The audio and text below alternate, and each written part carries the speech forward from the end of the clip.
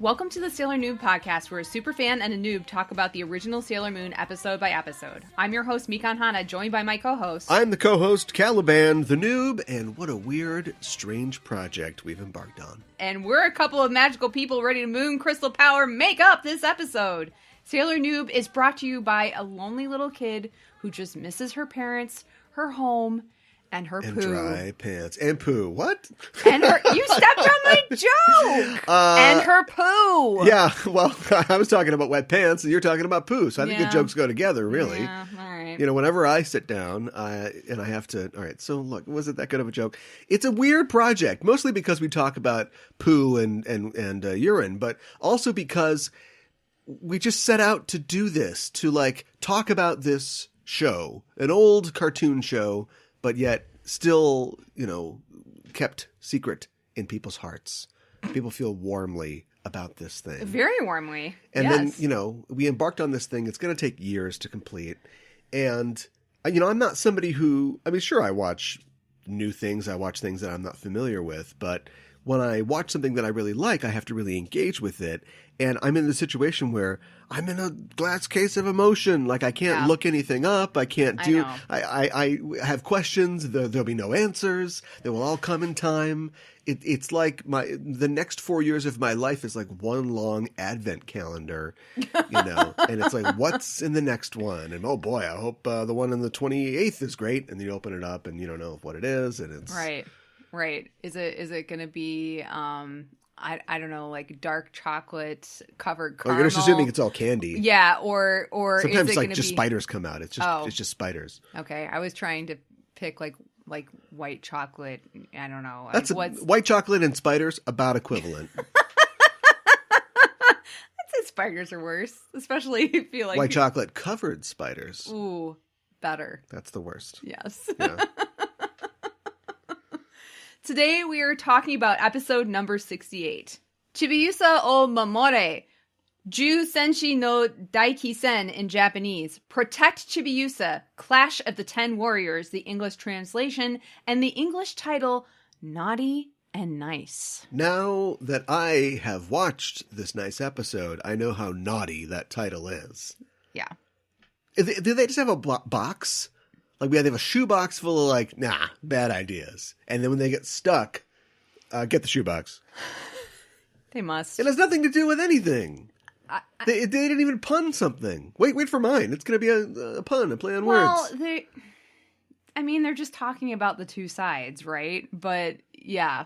Right, but, like, naughty undersells the bad guys, and nice... kind of undersells the good guys. I agree. It's not a good title. Or is it Chibi-Usa that's naughty? And poo that's nice. There, you got your poo back. Thank you for giving me my poo back. Sorry for taking your poo. Yeah, please don't take my poo next time. Would you like to give us a synopsis of this episode? Yes, William Shatner. I would. We open on a chapel, I'll stop, where the bridal chorus is, you know, the bridal chorus, right? Richard Wagner's. Yes. Here Comes the Bride. Yes, it's called the bridal chorus. It's from Lohengrin. Anyway. I heard you humming that earlier. That's why. Yeah. Okay. Well, that and, you know, I'm just thinking about my nuptials. And it's playing, and we're in a church, in a chapel, and above the apse... That's the front part of a church where the altar is. You're showing your church knowledge. You got an apse, a transept, and a nave. What? Is a stained glass window featuring a rabbit, which you don't often see. Nope. That's maybe at a Unitarian church. Sure. You know, on Easter, they'd have a rabbit. Sure. Stained glass window. Nothing against Unitarians. Good no. people. We also see the happy couple, and they sure look like Usagi and Mamoru, which is confirmed for us when Usagi says, "Mama, we're finally together." Bottles are popping, champagne is flying, and Usagi thinks it's cold. We cut to Usagi in bed, waking up from a dream of getting married. But that cold feeling is still present. She looks at her sheets, and her bed is filled with pee! I know. She cries out, waking Luna. And Luna's like, what? Don't tell me you wet the bed. You're in 8th grade, and you wet your bed? I know. And this whole time, it keeps cutting between Usagi and Luna, and the amount of sweat on both of their faces is an ocean compared to the pee in this bed. And so Luna, true. I think, is freaked out, but maybe a little jazzed as well. She says, like, it's unbelievable. But she sounds kind of pleased. Like, in her mind, she finally has the high ground for any future argument. I'm just saying. Oh, you think? That's the impression I got. Oh, my gosh. But just as everybody is about to drown in their own sweat, the covers move, and Usagi pulls them away to see that Chibi-Usa is sleeping there, and it was her that wet the bed. And Usagi, she is not happy. Yeah. Meanwhile, in the Rainbow Room, we see the return of Creepy Wise Guy, who appears as a hologram to Rubeus. Creepy says, when the sun rises and dawn approaches in a town called Juban, specific, Yeah. Energy will appear in the sky near a pedestrian bridge. It's really specific. It's very specific. By the Blockbuster on 23rd and Fuji. Yeah. Rubeus says, I'll have the sisters watch that area. By the way, how are things on your end? And we see a vision of Crystal Tokyo under orange lightning-filled skies, and hundreds of UFOs are descending on it. But Creepy says that a powerful energy is being fired from the crystal points, protecting the city. And we switch to a large, almost church-like chamber itself, where 4 women in Fuku are standing around a giant glowing crystal. Yes. Rubeus is thoughtful, and he says, our plans are always being thwarted by sailor soldiers, even here and now. And Creepy says, you have to find the silver crystal and shatter it. And he disappears. Rubeus calls the Ayakashi sisters to him to give them orders. The next day, Usagi is beating out her sheets outside. And Shingo is enjoying the situation. He says, oh, real nice. Wetting your bed when you're in 8th grade? Come on. Oh, no. Don't try to blame it on Chibi-Usa, stupid Usagi. Usagi does not start beating Shingo with her rug beater, but she does see Chibi-Usa leaving the house with Luna P. Chibi turns to look at her, and the two of them stare at each other for a while. It's not like the length of the Evangelion elevator ride with Rei and Asuka, but it's like, it's a protracted silence. And then Chibi turns and runs off, and Usagi's like, where are you going? Later, Usagi is talking to Luna, who says, Chibi probably feels lonely. That's why she climbed into your bed. And you were so harsh on her for wetting the bed. Okay, Luna, sure. I know. Luna says, go find her and apologize. But Usagi says, well, I was going to go shopping with the girls today. And Luna's like, get out there and do it. We don't know when she'll release her energy again. We'll split up and find her. In town, Chibi is sitting all alone on some steps and thinks to herself, so what? I'm a kid. I'm going to wet the bed now and then.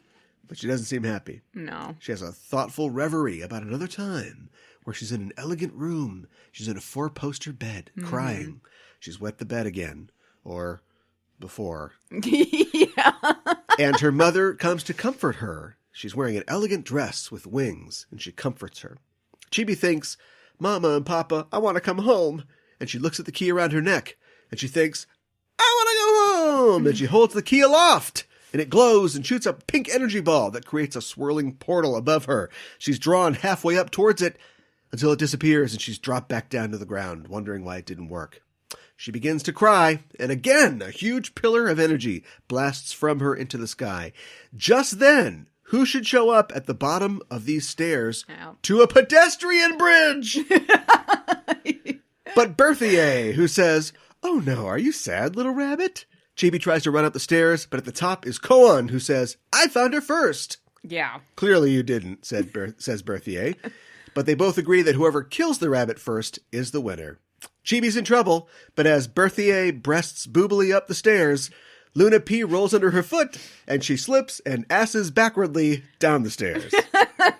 Yes. Chibi quickly runs right over her down the stairs, but Koan sails over the both of them to block her way at the bottom. Luna P flies at her face, but Koan knocks Luna P away to the ground. But how about a cat with actual limbs? Luna D Cat flies over Chibi's head and into Koan's face, sending Koan sprawling to the ground. Berthier comes over to gloat, but Luna P slams into the back of her head as he, or it, and Chibi make their escape. Yes. Regular Luna gets knocked hard into a chain link fence as the two youngest Ayakashi sisters fix their makeup and get ready to fix the rabbit for good. Across town are Mina, Mako, Rei, and Ami waiting for Usagi to arrive for their shopping trip, and they're getting impatient. But Artemis spots a badly hurt Luna stumbling up. Luna tells them Chibi-Usa is in trouble. She's somewhere around the pedestrian bridge. The girls take off to find Chibi, and Artemis gets to work licking Luna's wounds, which saves a ton on vet bills. Oh, man. Usagi is just running around looking for Chibi, and she sees her sneaking into a construction site. She follows her in and hides behind a fence as she sees Chibi tearfully push the nose of Luna P and begin talking to Pooh.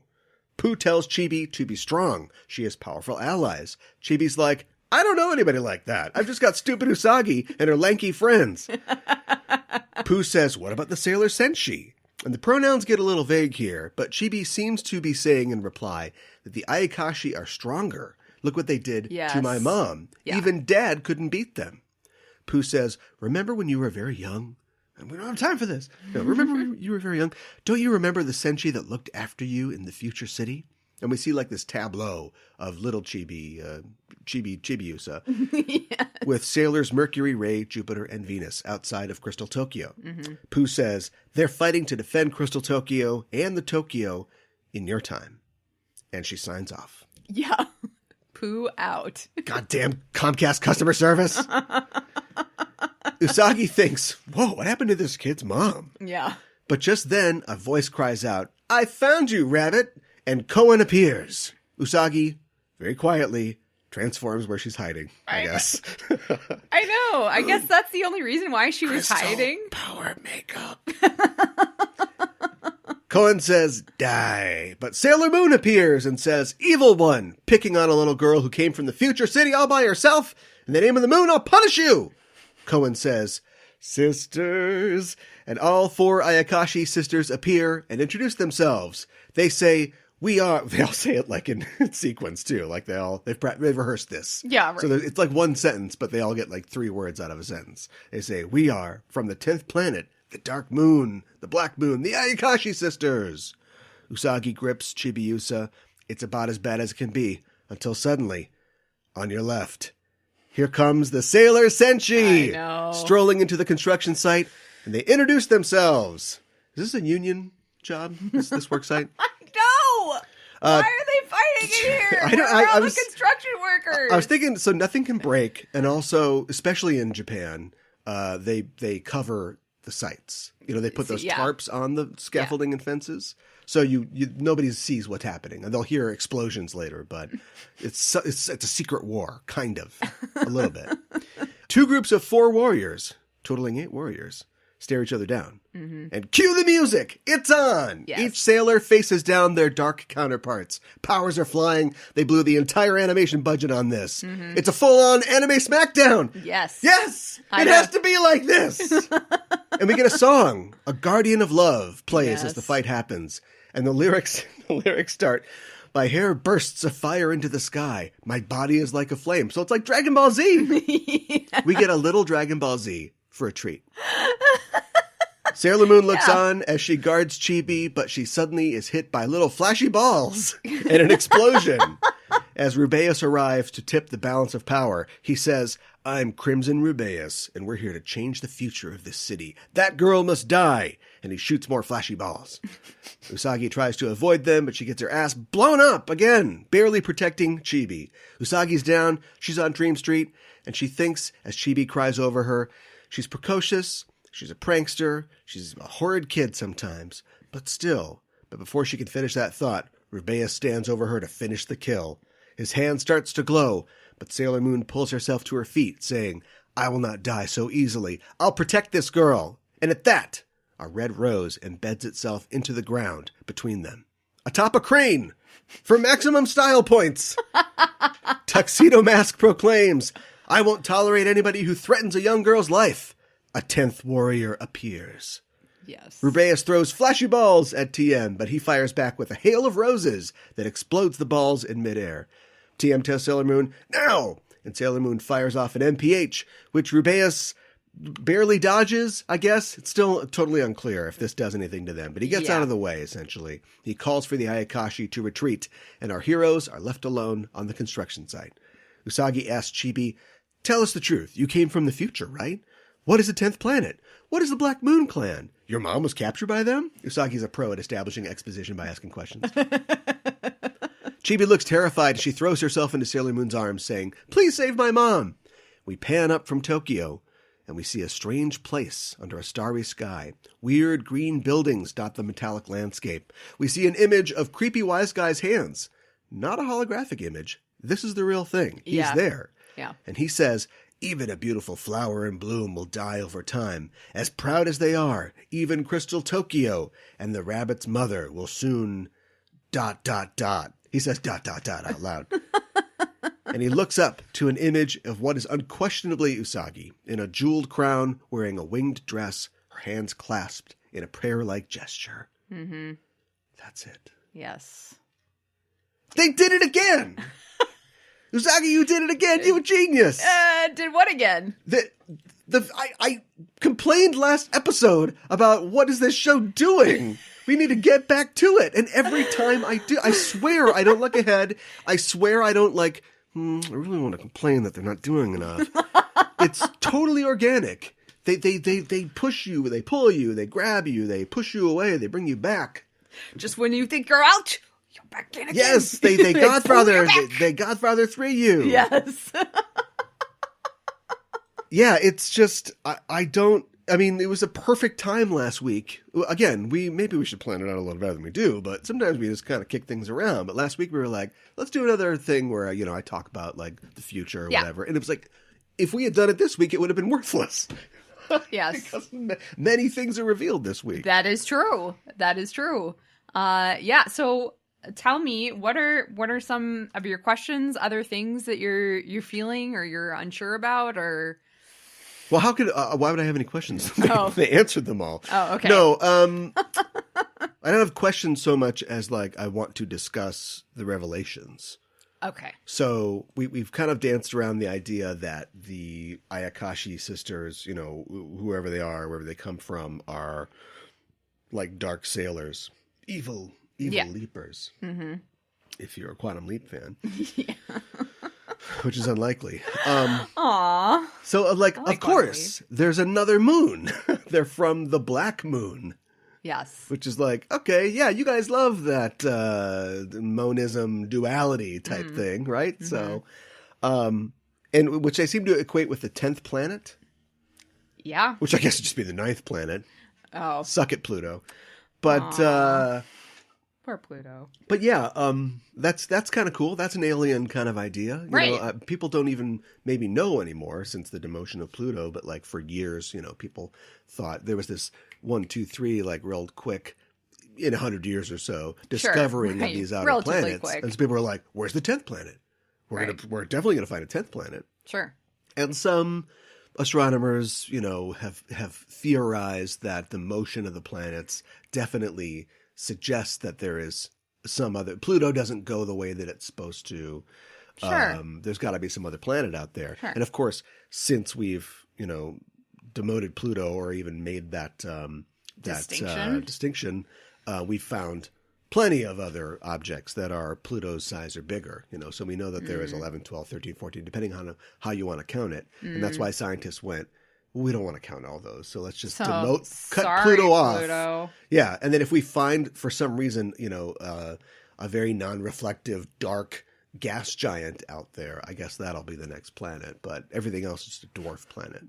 I feel bad for Pluto. Or a planetoid. Yeah, all right. But so anyway, yeah, so like 10th planet, that's like a thing in science fiction. Sure. Was it the 5th book in the Hitchhiker's Guide trilogy? It's part of the joke. People were from Planet 10, or Planet X. The first appearance of the Cybermen in Doctor Who was in a serial called The 10th Planet in 1966. Oh, interesting. That was the first appearance of the second Doctor as well. So yeah, that's a solid like sci-fi alien kind of concept. Yeah, for sure. I don't know how it's a moon and a planet at the same time, but whatever. I won't think about it too much, honestly. Ask Pluto. Yeah. Got Pluto. Speaking of Doctor Who, I also like the idea of there's something that like you always wonder when you've got time travel, you can go anywhere, do anything, and some stories allow you to do that. So we screwed up, let's do it again. Sure. Aren't you gonna run into yourself if you do that? Are you just every time you go back, it's like a blank slate? Mm-hmm. And you know some things like Doctor Who. We'll save Doctor Who till for last. Some things say like Star Trek. Star Trek, I don't know with the time traveling. You just kind of do whatever. Let's go back in time and then beam ourselves back into our old bodies and like everything's the same. Yeah, right. Nothing changed. I don't feel any different. Or like Back to the Future, you fade out of the picture, the photograph or whatever. Yeah. But like Doctor Who always shows up somewhere, and he has to be, or she, the Doctor. Yes. Who I don't think they've ever given us pronouns in the Doctor, so I will just say the Doctor. Fair. The Doctor gets into a situation and wants to help the people. There's usually some complication where they can't just leave if they're in danger. Right. But there was one specific episode. Actually, there's two episodes I want to talk about. This is the Doctor Who podcast now. There was an episode or a serial called The Pyramids of Mars. Mm-hmm. It's one of my favorite Fourth Doctor serials.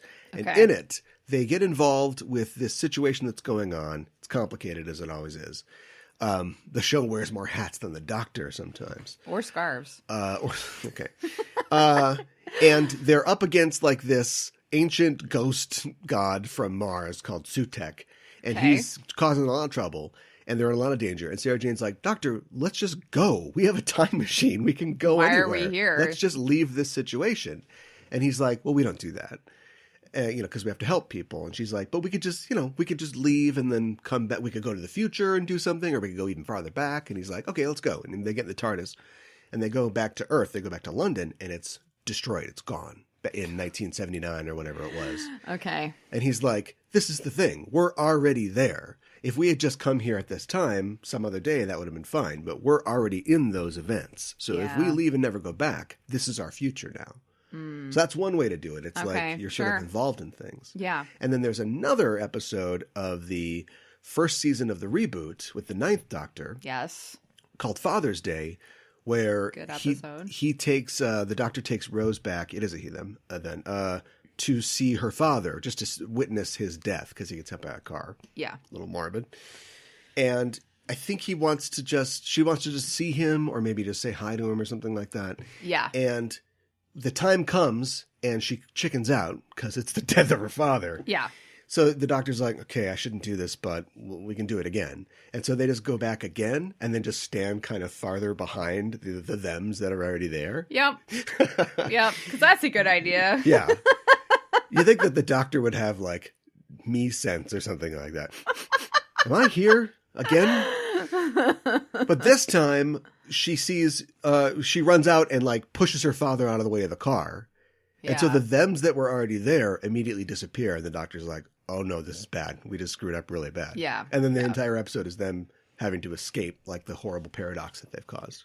And I'm glad that 8 women could go to a construction site and no hooting. Japan is way more polite than America, so.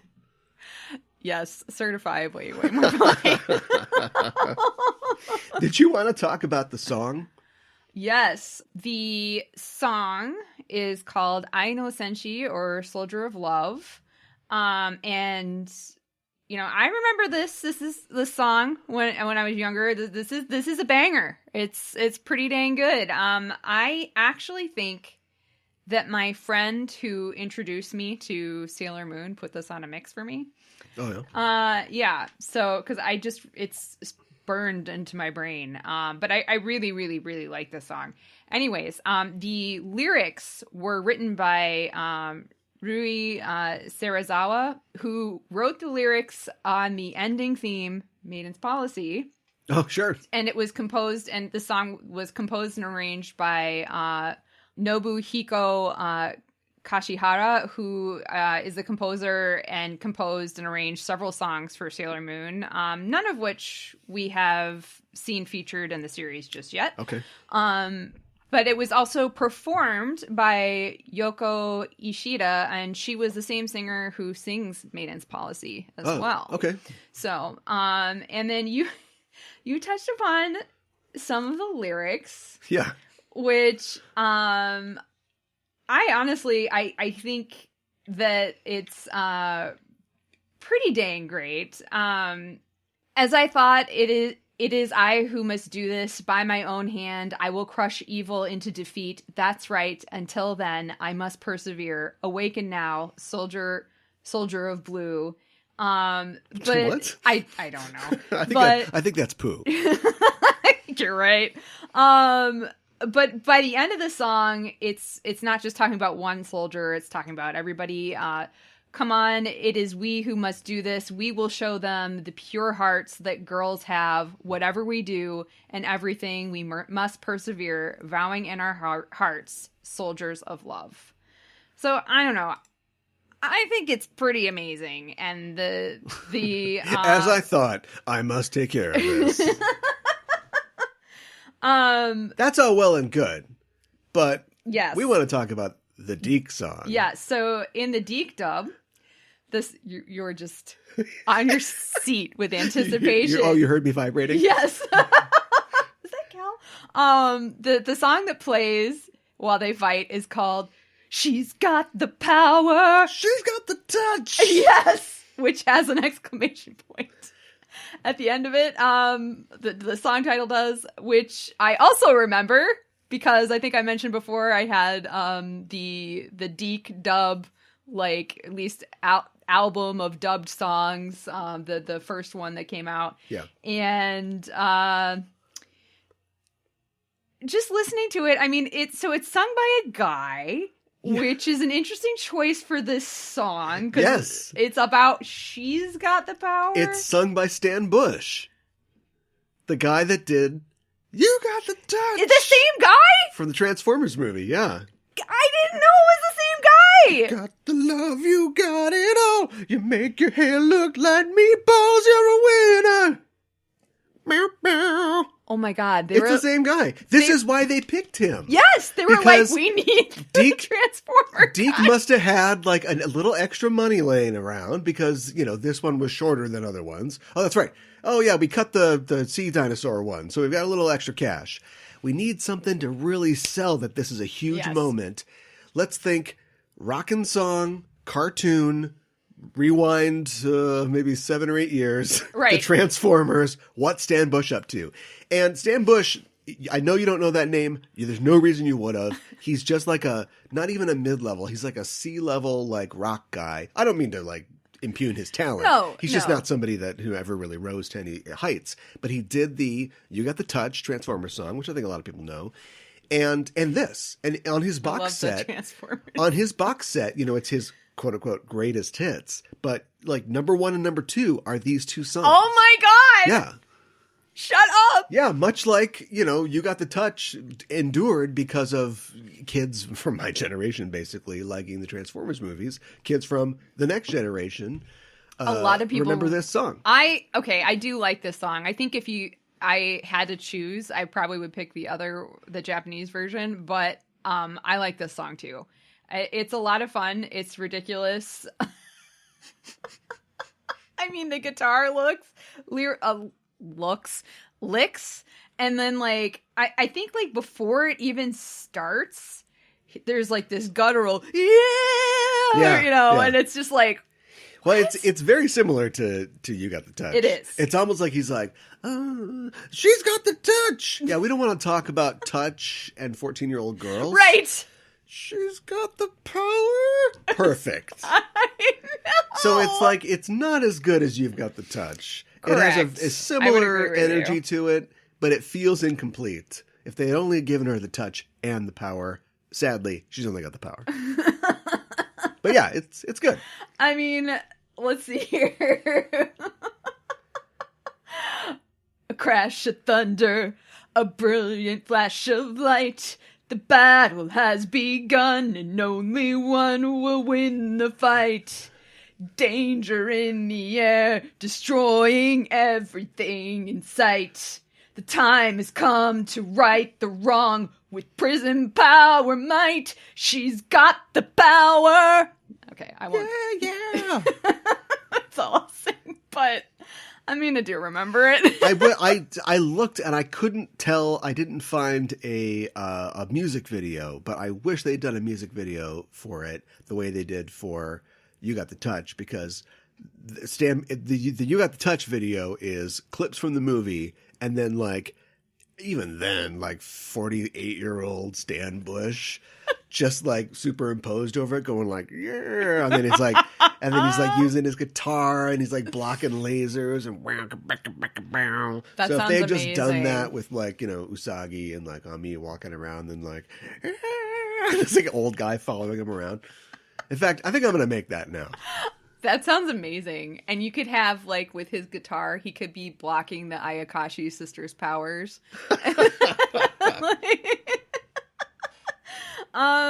Yeah, I think that sounds pretty much about one of the most amazing things I've heard in a really long time. Do you have a favorite matchup? Good question. See, they haven't got to the point yet where we're doing the X-Men thing where we trade opponents, so right. Why isn't the fire lady, melting the ice lady's, ice powers? Sure. And right now we're just matching up 1-to-1. Right. Well, I guess I have a least favorite one, because I think you mentioned that, and you called this, and it so is, they recycled the same animation for... there are a couple, like I said, they used the whole budget. for Jupiter and Pets. Yeah. It was exactly the same from when they were at the charm store. Yeah. A bit abortive. Yeah. But with the promise of action to come. I think I liked Venus and Calaveras. Just because, I don't know, seeing that Love Me chain and the whip. The whip showdown. Yeah. I think that was pretty good. How about you? Yeah, it's probably my favorite too. It's pretty good. Let's just flip a coin. And every other week, just one of us will host and the other person can just take a break. We have all the same opinions anyway. Whoa. We'll just, one will host and see if you can tell whose voice it is speaking to you. You're saying we're the same. Welcome to an episode of Sailor Moon. With President Crystal Power Makeup, the episode. I'm Mikan Hana.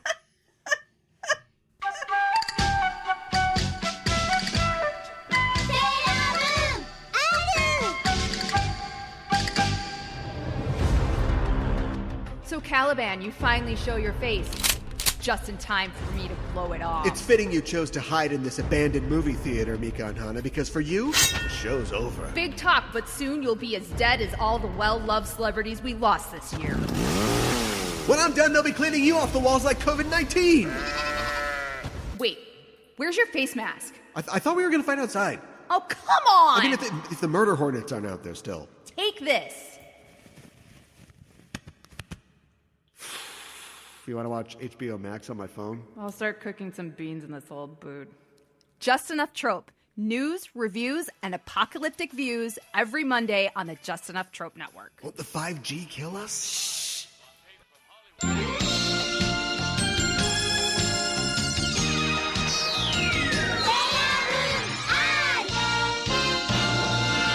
For Kyoro Kyoro Miru, or Curiously Looking Around, where we talk about elements of Japanese culture within the episode, today we're going to talk about mental health in Japan. Whoa.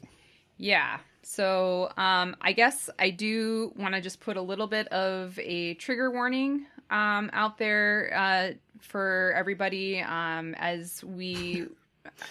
Bedwetters, buckle up. Well, I'm just saying we will be talking about mental illness, sure, and as well as suicide, and jeez. So I just want people to be aware of that. So continuing on, Chibi-Usa is homesick and lonely, as we see in this episode. She has traveled through time and misses her parents. She feels helpless in her task to find the silver crystal and to help her mother, and as though no one can help her. She doesn't feel as if she can talk to anyone about this. But it is better to talk to someone about your anxieties than to let them build up without being managed. Sometimes that person is a trained mental health professional. That is why today we are going to talk about mental health in Japan. Sometimes it's poo. Sometimes it's poo. I didn't. Poo is not. I understand that there is a gulf of time and lots of complications and things going on in Pooh's world. But yeah, Pooh is not giving the focus to Chibi that Chibi needs. I would not. I could see how Chibi that. would feel like she's all alone when she turns to Pooh and Pooh lets her down. See, you made fun of me for starting that. Okay, all right, but the thing is that happened episodes ago. I thought we were going to be cool about Pooh. I thought we were going to just let Pooh. We were never cool about Pooh. We were just going to let Pooh slide. We were never going to do that. But then you bring Pooh back all of a sudden. This Pooh is cold. This pee. All right, enough fun. Yeah, no, okay. But it's Luda pee, and then she gets poo out of it. Come on. All right. I know. All right, enough fun. Okay. Sad, serious stuff. So the word frequently utilized to mean mental illness in Japanese is kokoro-no-byoki. Kokoro is a Japanese word. It's we don't really have a direct translation. It means mind, heart, or spirit. It's kind of maybe more likened to spirit. Byoki means disease, illness, or sickness. Perhaps it is best translated as sickness of the spirit, but mental illness. Sure. In Japan, individuals with mental illness have traditionally been thought of as abnormal, weak, or not trying hard enough, or even vicious. In Japan, families who have members with mental illness are looked down on as if their bloodline is contaminated, and this can affect their social standing as a family as well. This outlook has been prevalent for hundreds of years, partially because of a lack of understanding about what mental illness really is. So we're starting off on bad foot here. Yes, correct. So in 1900, the first law, I thought maybe it would be to get a kind of better general understanding. We would kind of take a look at some historical laws dealing with mental illness. Yeah. In 1900, the first and law... sorry to cut you off, but just to set the scene, it's not like the Western world or like America's laws and I was like... about mental illness have been great, even up to the midpoint of the 20th century. I wasn't sure if I should, so it's not, do I need to, we're not just say gonna that? Well, we just did. So yeah. We're not going to pile on. And it's like, oh my God, Japan's the worst. Like, No. This is a growing field still. It is a growing field still, and there, a lot of countries the world over, there's still a lot of stigma all over the world with mental illness, and by and large that has largely gotten better, and not to be disparaging against Japan, but largely due to some cultural stigma, they are lagging behind in many ways other first world countries as far as mental health. So in the way that it's viewed, and laws and that sort of thing. In the first law pertaining to mentally ill came about in 1900 in Japan. It was called the law of, I've heard it called a couple of different things, but in one place they called it the Law of Confinement and Protection of the Mentally Ill Act. This formalized and legalized the home confinement of mentally ill individuals, a practice which had been conducted since the Edo period, 1603 to 1868. Families now had to send petitions into their local government requesting to confine a relative. No regulations or services were provided as to how home confinement should be carried out. Unfortunately, many mentally ill people were confined to small, filthy, and inhumane conditions. Protection. Protection for the who? Protection Act.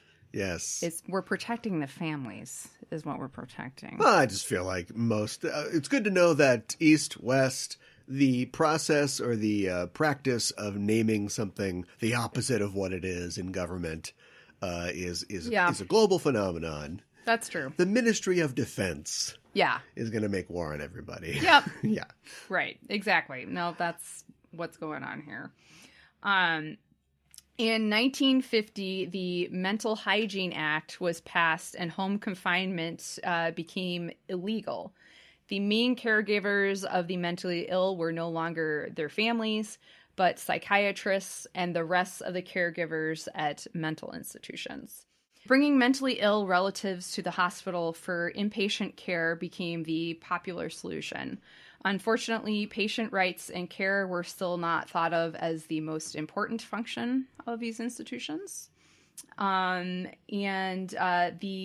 Japanese government at this time also implemented measures that made sure that private mental institutions turned a profit.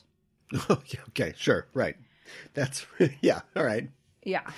Yeah, for-profit healthcare, that always goes well. Yeah, always. Yeah, why would that be a bad idea? For example, they put into place a measure that allowed mental hospitals to have a lower medical staff to patient ratio than other hospitals. Also, with the for-profit idea built in, many mental hospitals vastly increased the number of patient beds. Yeah. You won't believe how many people we can protect in this place, baby. Yeah. And this is just, I just don't even know. This is hard to fathom. The number of patient beds more than doubled from 64,725 in 1957 to 153,639 in 1964. So that's less than 10 years. So they got wind of, and the same thing was happening in America too. Like, psychiatric care was being revolutionized around this time as well. But yeah, they got wind of they're part of the international community now, and they're like, we can make money doing this. Yeah. Why are we letting these people be protected at home? Right. This baby can fit so many protectees in it. Yeah, it's really upsetting. Yeah. Yeah, I know. But yeah, I mean, with in the guise of we're helping people, we're providing better care for them, and yeah. What's that care look like? Yeah, exactly.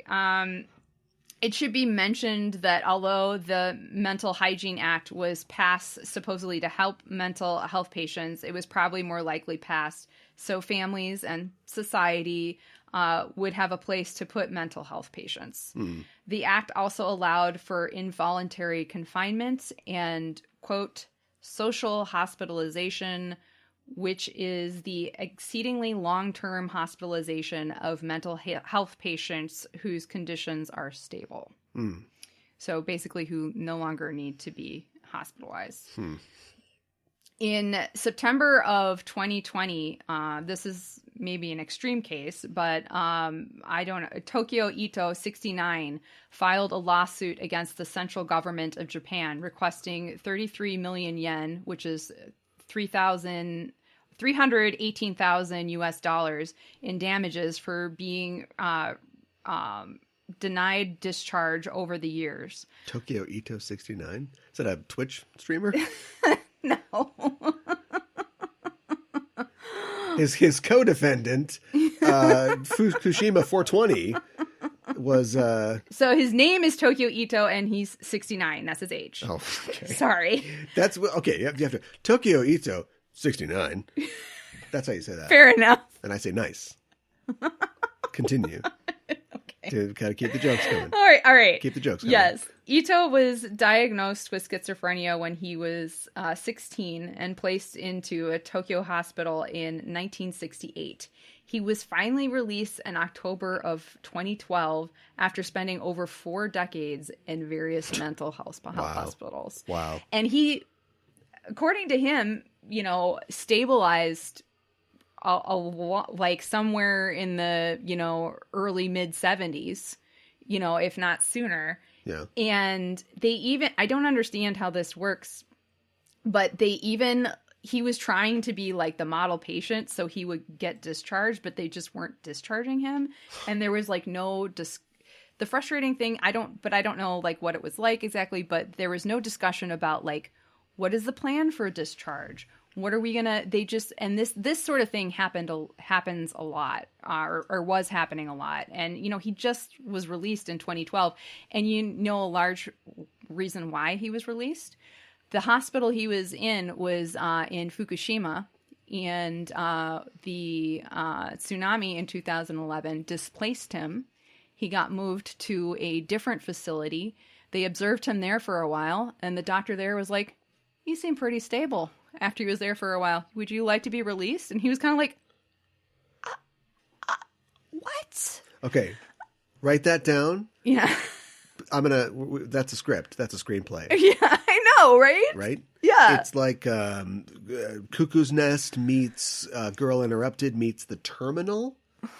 Right? Okay. Where Tom Hanks is stuck in an airport for 20 years or whatever. Yeah. And then with a little disaster movie in there too, with the Fukushima thing, a little Chernobyl. Yeah. I don't mean to be cynical, but how has that guy's story not been told? I don't know. Maybe nobody has been like, hey, you should. But he just filed the suit at the end of last year. So, right. But yeah, I don't know. Maybe he's been 69. approached. All right. I got a title too. I know, my goodness. Right, sorry, go ahead. That's all right. So yeah, in going back in 1987, the mental health law revised, and for the first time, a law talked about the patient's rights and encouraged the rehabilitation of people who have mental illness back into society and living more independently. Before this was passed in 1987, these really long stays were common, and even like it was not uncommon for somebody to be checked into the hospital for even like almost like a year, which can be really lengthy for a lot of people. Mm-hmm. And even if they were released before this law was passed, there was nothing put into place of like, here is the roadmap for like you, basically going back into the outside world. It sounds like the key isn't thrown away, but the key is definitely misplaced in one of these drawers here. Like there's just they put these people away and there's no program for them or no even like roadmap for them to be released eventually. And to be integrated back into society. Yes, exactly. And the frustrating thing too, like with Ito's story, I'm like wondering, like, I mean, I'm assuming he was advocating for himself, but like, like were loved ones, like was there, or was family wanting him to stay in or, or did they even know how to get him out? Yeah, exactly. Yeah. So it's very frustrating. And in 1993, the basic law for persons with disabilities was put into place, and people with mental illnesses were recognized by law as individuals with disabilities. And the government was therefore obligated to construct a welfare program for those with mental illness. Okay. So basically, there, are like, what is the like? There are like homes that were like being set up that like, this isn't an institution, but like halfway house. Yeah, exactly. So like programs like that. Fast forwarding to the early 2000s, a 2008 study by the Ministry of Health, Welfare, and Labor found that 24% of Japanese people had experienced some kind of mental health issue. Another report found that 1 in 5 adults in Japan had thought about killing themselves, with actual suicide rates at 51 per 100,000 people, which is twice as high as the U.S. and 3 times that of the UK. The figures gave rise to a $222 million government campaign in 2006 to raise awareness about suicide prevention and to making counseling services more readily available. That being said, mental health care in Japan is widely regarded as trailing behind that of many other developed countries. In 2014, Japan still had a very high ratio of psychiatric care beds per capita, among other countries in the Organization for Economic Cooperation and Development, with 269 beds per 100,000 people, compared with the average of 68. And that's based on a 2014 OECD report. About 200 beds more than the average. It's a large ratio. So they're trying to make it so mental health care is more community based than hospitalization based. Yeah. A sense of shame still frequently hinders those who suffer less severely from mental illness from seeking help. Yuzo Kato, director of the Tokyo Suicide Prevention Center, is critical of the government campaign to lower the suicide rate, which centers mostly on making counseling available. Quote, "More should be done to end the cultural stigma attached to mental illness." Just in case this distinction is not common knowledge, a psychiatrist can diagnose a patient and prescribe medications, but they do not provide counseling or talk therapy. In Japan, insurance covers psychiatric treatment, but not talk therapy. So psychiatrists are in such high demand that appointments are frequently as short as 10 minutes. And this has also led to patients being vastly over-medicated, which is not helping either. God. So how was your week? Well, we need to stop. Here, take this horse pill. I know. And if you seek the help of a therapist, you will typically spend anywhere from 5,000 to 10,000 yen or more for 50 minutes. And that's around $50 to $100 for one session. Wow. Some of my sources said if you want an English-speaking therapist, and they do exist in Japan, you will tend to pay towards the higher end of that. Until the late 1990s in Japan, depression was a term seldom spoken outside of psychiatric circles. Some swore that this was because people in Japan just did not suffer from it. Oh, cool. Yeah, right. It's all that fish. Yeah, right. A more likely cause is due to Japan's medical tradition, in which depression has been considered a predominantly physical rather than both physical and psychological, which is more common in the West, which I find very interesting. It is a fish. Yeah. Like, you're not eating enough fish. While the diagnosis was rarely given, individuals experiencing typical symptoms were likely to be diagnosed by their doctors as needing rest. Okay.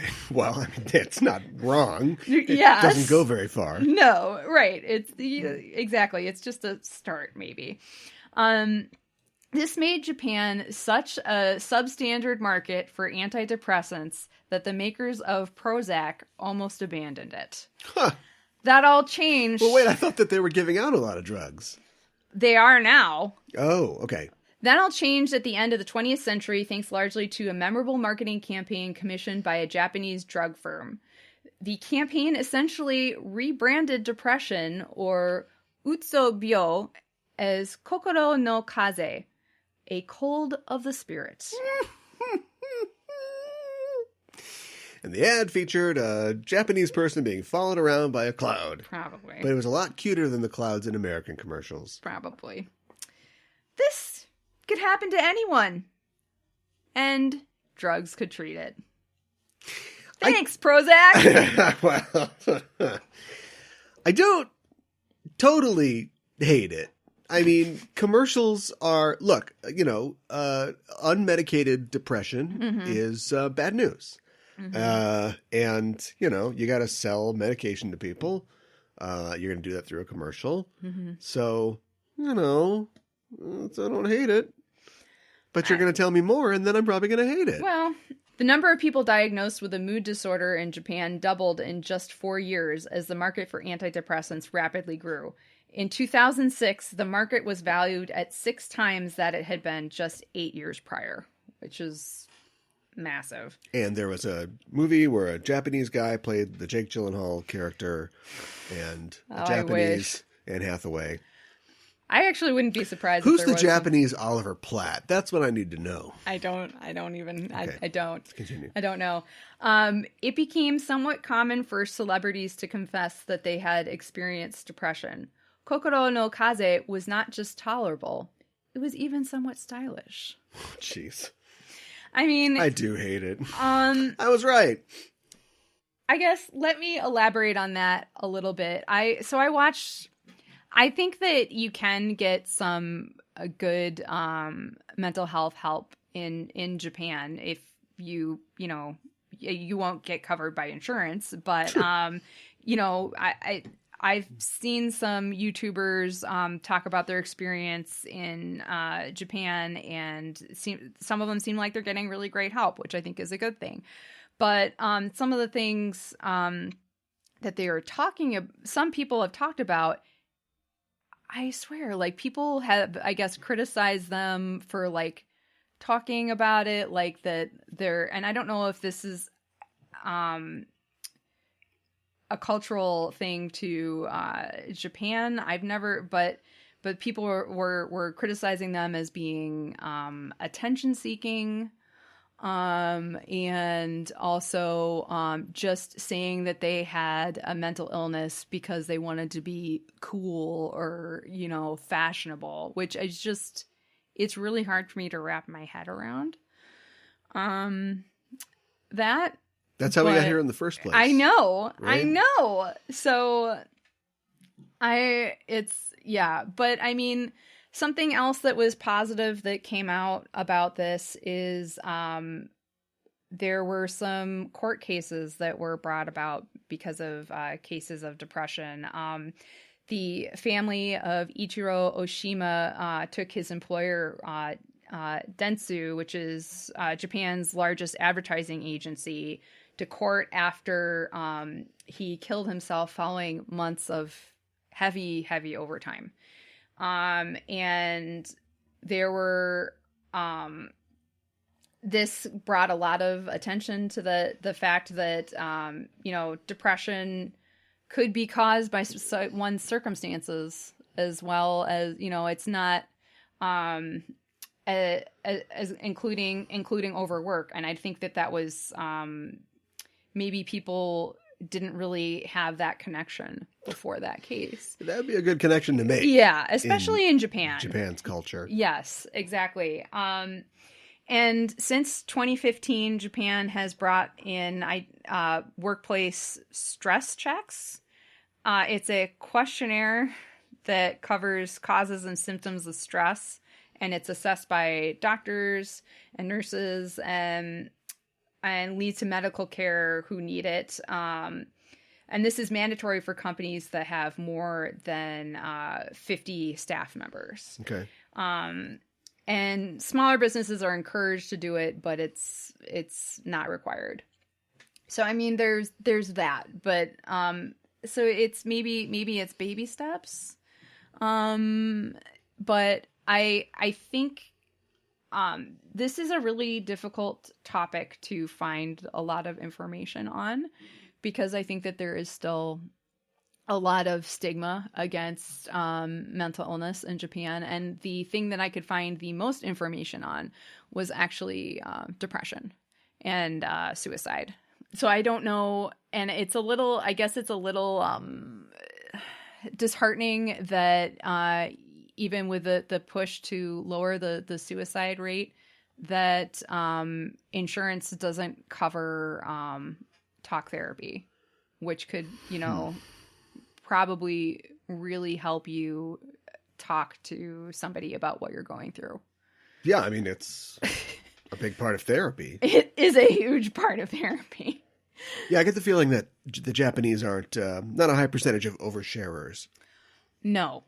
And there is, I think maybe we've touched upon this at other times as well, but there is, because of the, there's a cultural thing of like needing to be polite and also not wanting to talk about your negative feelings and or overshare. So, Yeah. I think it's extremely difficult. There's so many different. We need like a, well, this is a little regressive, but like a Japanese Sigmund Freud.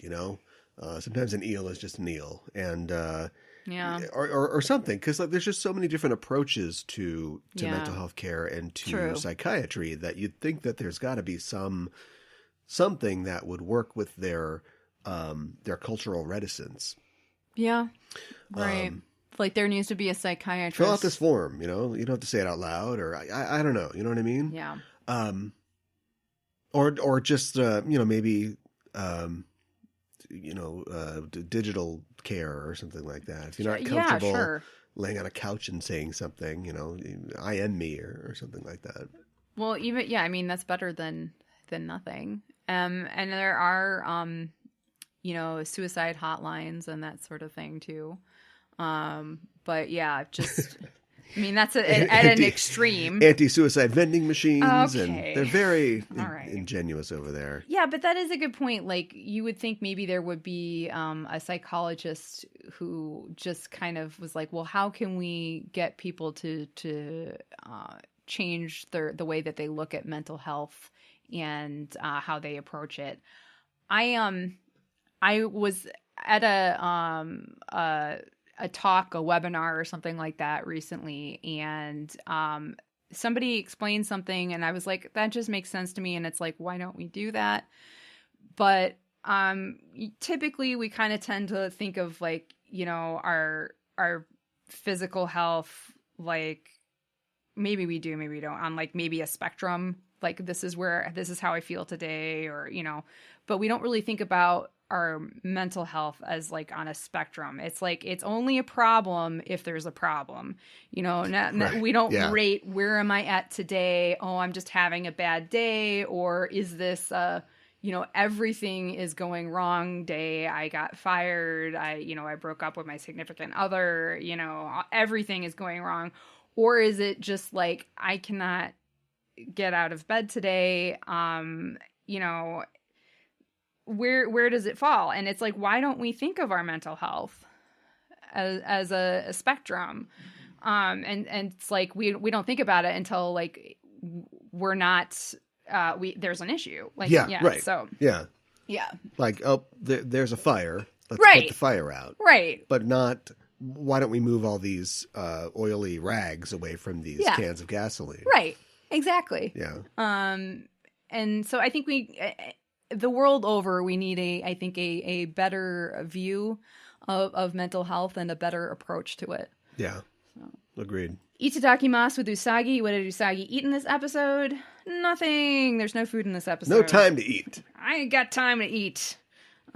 We got rabbits to protect. Yes. And not eat. Villain Gauge, where you rate a baddie 1 to 5 dark stars, 5 being the most wicked. No droid in this episode, and there are no real non-spoiler things that I can share about the Ayakashi sisters or Rubius. Yeah. I'm glad we talked a lot before. Yeah. I guess, yeah. Why? Okay. All right. So look, you're overconfident. You're a villain. You're Yeah. from the 10th planet. Right. The Dark Moon. Yeah. You've got this thing handled. Mhm. But like, why not be sure and show up with all of your droids or something? You got a freezy droid. You got a stretchy droid. Sure. You got a sentient wine droid. Yeah. Like, Right. why not bring everybody in? Yeah. But they're just going to handle this themselves. Yep. So Yeah. I'm guessing, without spoiling anything, that we'll have an opportunity to talk about the Ayakashi sisters either collectively or individually from a rating perspective in the future. In the meantime, do we want to rate them before big blank in this before they're gone? in this Yeah. part of the book, I guess. Right. I guess, not to put you on the spot, and I don't even really know what I would answer. Do you have a favorite of the Ayakashi? Calaveras. Really? Yeah. Yeah. I don't like her entire, her whole turnt Sienna aesthetic, but she's sassy. She's got a good look. She's got she's got the whip. Yeah, she's my favorite. Yeah, she's pretty great. I can't decide if I like Koan or Berthier more. Like, I think what I like about Berthier is that she's so mean, but she'll like say it to you with like a smile or in this cutesy sweet little voice. Yeah. So I really like that. So, Yeah. you know, maybe if you had to twist my arm, maybe I would say her. So, yeah. And she could break the fourth wall. Yeah, right? We'll be right back. Yeah. That's always good. For Sabu or Dabu, where we talk about the most interesting differences between the sub and the dub. In the dub, the scene where Usagi discovers that Chibi-Usa wet her bed was cut. So, okay. You see her in the bed, but you don't see that she's wet. So it's just, the effrontery. Get out of my bed. Yeah, something like that. Yeah. Okay. I don't know if it is it because there's a lot of kids watching this and we don't want them to be embarrassed. Is it because it's a Japan will go there. Yeah. Yeah. And I respect them for that. But, I could see cutting this part. Or is it because it's a bodily function and yeah, that too. Yeah. That too. Yeah. Although any cartoon today, I think is, the fart jokes come. Oh yeah. Thick and fast. Oh. And potent. Gross. Oh yeah, Ms. Pooh is going to turn her nose up at a fart joke. That's right.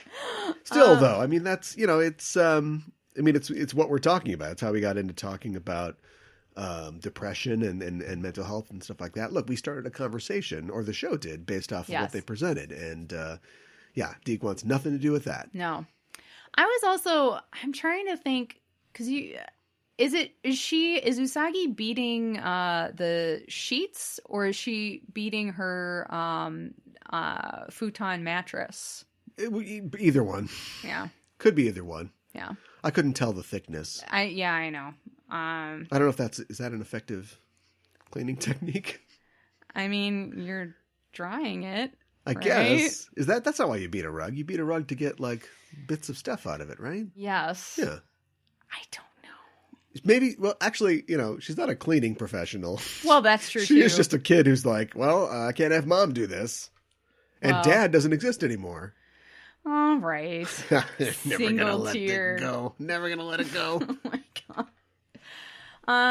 And this episode actually did not air in Sweden because the studio in charge of that dub didn't want to air singing in a foreign language. Yeah, I read that. What the heck? Well, just why? Put general music under it. Just put a music bed under it. Sure. Or have, the girls from Aquaman, Justice League, just belt out something. Like what? Just replace it. I know. They were the only one. They're like, song in a foreign language. Stan Bush, he takes orders. His special orders are fine with him. He's waiting by the phone. She's got the power. Schmirkin Gherkin. Like he'll, just write it out phonetically. He'll do it. Yeah, exactly. He'll dodge all kinds of lasers. And now we are up to rating our episode. I absolutely love the epic battle, including the flawless introductions and the amazing song. I love how Usagi realizes that even though Chibi-Usa annoys the crap out of her, she would do anything to protect her. And how Chibi-Usa grabs onto her. Oh my god! It's really just, it touches you in the feels. Yeah, I think this is an excellent episode. I'm gonna give it 5 out of 5 roses. So she's got the touch. Yes. Whenever they touch, they're like Vulcans. They have touch telepathy. So like she grabs her and then just, whoa, I'm seeing a vision. I'm seeing a vision. She's what is this? Swinging. Yeah. She's pretending to be a fart bubble in the bath. That seems to be how it works. I almost wish I've got 5 extra stars this week because no villain rating. They're not stars, of course. So yeah, I'm going to give it 5, but boy, I just got 5 other units of rating there. I'd love to continue to pile on this excellent episode. Yes. And I don't mean to, a show just kind of, marks time, just goes through the motions a week after week, and then they do a big event one, and suddenly that gets a good rating. But what can I say? Like, it's just it's dramatic, it's funny, it's engrossing. Yeah. It's touching. It's got everything that you come to the show for. And this is a spike in the graph. This is definitely a 5 for me. Yeah, me too. My English title is Chibi-Usa's Distress, Cry for Help. Cry heard around the world. Yeah, no kidding. It's weird because they never have leave Chibi-Usa alone. Yeah. Don't do it. She's got this thing where she cries, and then you can see where she is because she's giving off energy or something. But then creepy wise guy's like, oh, she's going to be over there. So it doesn't really matter anyway. It sort of doubles up in the plot. 4.5. Yeah. No, we don't do halves. 5. Speaking of Wiseman, it really struck me watching this time how he looks into a crystal ball that's on a staff and he moves his hands around it. I already said that. Did you already say that? I've said that before. Oh, okay. It's like Beryl. Yeah, he's like Beryl. Back to the well. All right. There's just a well. Remember the old family restaurants and they'd have the well and you could reach in and get a pencil eraser? I'm so old. You have no idea what I'm talking about. I have no idea. Anyway, they used to have that at Shoney's or whatever. They have a well and you reach in and you just pull out like a robed villain with long fingernails and they've got a crystal ball and they're like, ready to go, boss. Where do you need me? Is it One Piece this week? What are we doing? So maybe that's what they did. I don't know. Yes. Evil people are all gonna. There's an evil style. There's an evil couture. Yeah. Rubeus is bucking that trend though. He comes in his parachute pants, and in his combat boots, and he's like, whatever. Whatever, man. Just gonna shoot some flashy balls. Do my job. Go home. This is not who I am. My Deke title is Eve of Construction. Okay. It's gonna take an hour to explain. Destruction? There's a song, the protest song from I think it's from the 70s actually, by a guy named Barry McGuire. Speaking of Sam Bush, there's another guy nobody's ever heard of. Oh my goodness. But it's it's about the war and stuff like that. Okay. All right. You don't believe we're on the eve of destruction. Gotcha. Okay, this is yeah. I mean that because I ran out of things to say about construction sites because they used to fight on them a lot. This is a return to form, literally, for the fighting on an already destroyed or not yet constructed building. So complete with tuxedo mask coming in on a crane. Yeah, right. Which is just mwah. Well, I want the outtakes where they're all like whipping and water snakes and stuff like that. And he's just like shimmying up a crane. He's like, don't look up here. Don't look up here. All right, good. I got it. Don't look at me. Yeah. Oh, okay. All right. Yeah. I know. Or he's like using his roses like crampons. He's like just sticking them in there, climbing up. I like that image. Next episode, we are talking about episode number 69. Nice. Mezame yo nemureru bishoujo, Mamoru no Kuno in Japanese, Awaken the Sleeping Beauty, Mamoru's Distress, the English translation, and the English title, Prediction of Doom. Well, I know that the titles don't mean anything, but that does sound ominous. Did you say mezame? Yes. That means my friends, right? In French. Yeah, mezame. Mezame. I should mention that we are at number 11 today on the Canada Apple Podcast charts for animation and manga. We've been higher, but that's a good spot for us. And we are charting in the upper 200s on the United States of America Animation and Manga Podcast chart. Yay! And we get there because of listeners like you. And also your ratings and your reviews, subscribe to the show, obviously. And if you're not on a platform, I get that not everybody's on Apple Podcasts, although we're doing very well on Apple Podcasts. But, whatever platform you're on, if there's some way to just, thumbs up, thumbs down, 5 stars, 5 roses, whatever the rating is. If you could take one moment the next time that you're on your listening platform of choice and just give us that thumbs up, give us that little shot there. That will definitely help us move up in those ranks. But doing pretty good. Happy Yeah. where we are, and appreciate Definitely. the listeners helping us out. Yes, thank you, listeners. We really appreciate it. I did want to mention, too, that we will be taking a week off next week, but we will be back the following Friday. So stay tuned. Yeah, it's a good time to step back a little bit. Yeah, have a mental health break ourselves. So well, just like, it's just that's an end of a chapter. it is, or at least a half. We got to be about halfway through, don't we? I think so. Yeah. I think we're actually over halfway through. Boy, okay. I know. Yeah. Well, then we'll just take a little powder, pat, pat, pat, pat, pat, pat, pat, pat, pat, Go after next the rabbit. week, and be back the week after next for a prediction of doom. Well, that's our show for this week, and the Name of the Moon will be punishing you next time with another episode of Sailor Noob. She got the touch.